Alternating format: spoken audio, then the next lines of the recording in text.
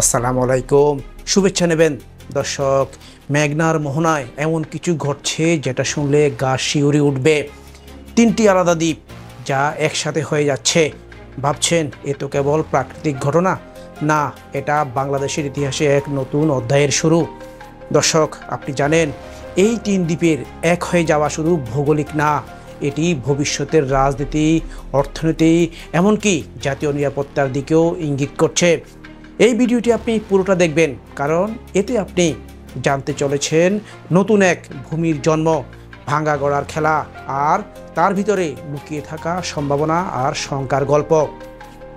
আর ভিডিওর একদম শেষে রয়েছে এমন একটি তথ্য যা জানলে আপনি থমকে যাবেন।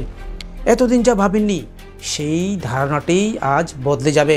তাই স্কিপ না করে দেখে যান একটানা। আর তার আগে যদি এমন গল্প আর বিশ্লেষণ পেতে চান নিয়মিত, তাহলে এখনই আমাদের ইউটিউব চ্যানেলটি সাবস্ক্রাইব করে ফেলুন আর ফেসবুক পেজটি ফলো করতে ভুলবেন না। তো চলুন এবার উন্মোচন করি সেই গোপন চিত্র যা বদলে দিচ্ছে উপকূলের চেহারা।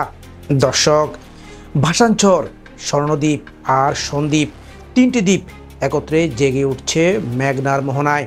1989 সালে যেখানে স্থিতিশীল ভূমি ছিল 328 বর্গ কিলোমিটার, সেটি এখন 2025 সালে এসে দাঁড়িয়েছে 726 বর্গ কিলোমিটারে। অর্থাৎ নতুন ভূমি সৃষ্টি হয়েছে প্রায় 400 বর্গ কিলোমিটার। আপনি ভাবছেন এত পলিজমে জমি হলো, তাতে সমস্যা কি? সমস্যা হলো এই ভূমি এখন বসবাসযোগ্য নয় এখনও। বিশেষজ্ঞরা বলছেন অন্তত 20 বছর আগে মানুষকে সেখানে বসতে দেওয়া উচিত নয়। তবু মানুষ ফিরে আসছে, বাড়ি বানাচ্ছে, গরু মহিষ চড়াচ্ছে, কারণ এদের ইতিহাসে ভিটা হারানো আছে আর নতুন চরের সঙ্গে জুড়ে আছে বেঁচে থাকার স্বপ্ন।